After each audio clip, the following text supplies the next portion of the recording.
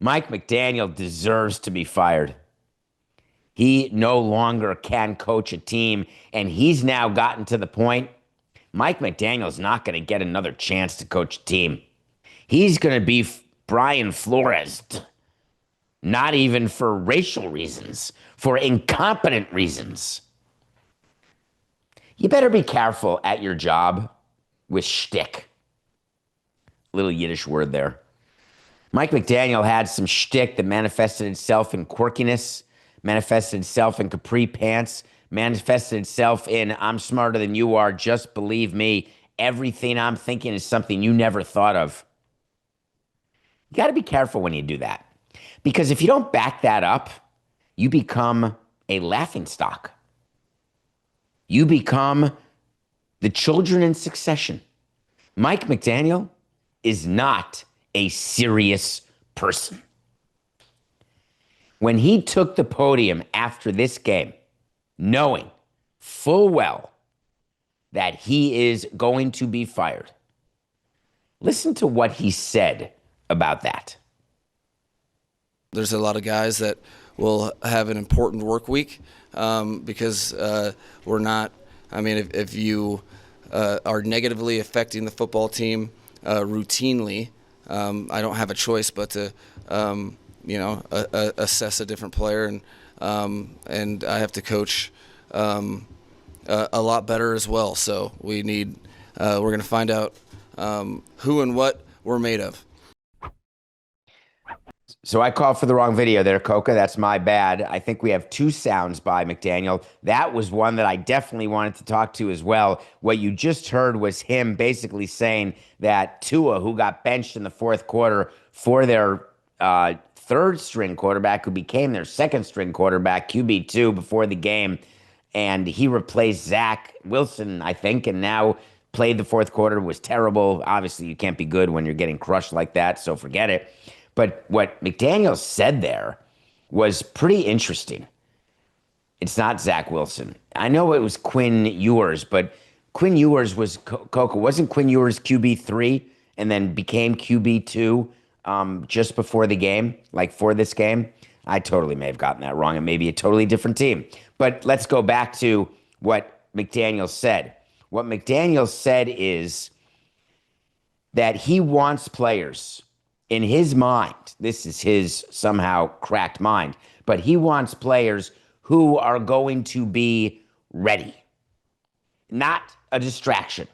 He wants players who have the opportunity to be good and then to be good, who are bringing it every day.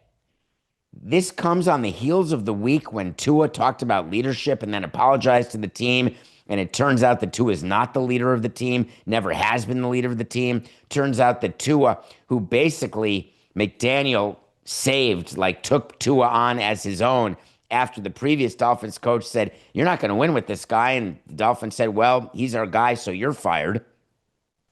Turns out Brian Flores, not right for suing, but because, I don't agree with that and then keeping your job or working in the league at all. Although he did fix the tush push this week. We'll get to that maybe in a minute. But, what if he was right about Tua?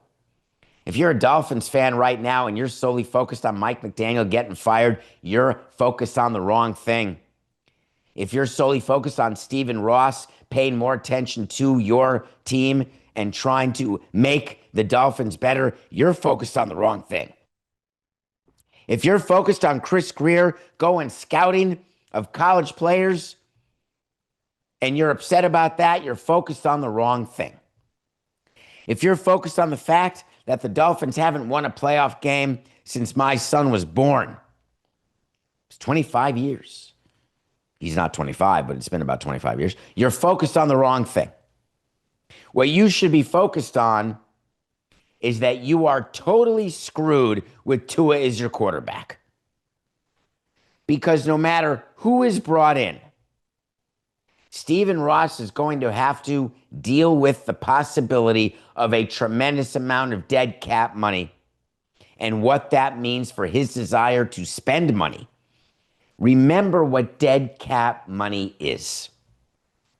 Dead cap money is money that is not given to players. It is money that is not given to players. Stephen Ross has not had an issue spending, if that's what you're concerned about. Stephen Ross has had an issue spending correctly. He's had an issue finding people to listen to who know what they're doing. He's had an issue trying to figure out what will be the best way forward, not for his business, which he's found the way like he always has. A brilliant business mind does not make you a good owner. The league of sports are basically covered with brilliant men who don't know how to own a team. If they release two at the end of this year, they've got 99 million in dead cap. They can't do it. You are not going to have a winning team, even if you get rid of your coach, GM, and Tua, when you've got 99 million of dead cap money. The minute Tua got signed, that's what you should be focused on. What you should be focused on is that this period of time, it might as well, God, I wish I had off the top of my head, might as well be the Ryan Tannehill part of the Dolphins history. I don't know why that was the first thing in my head.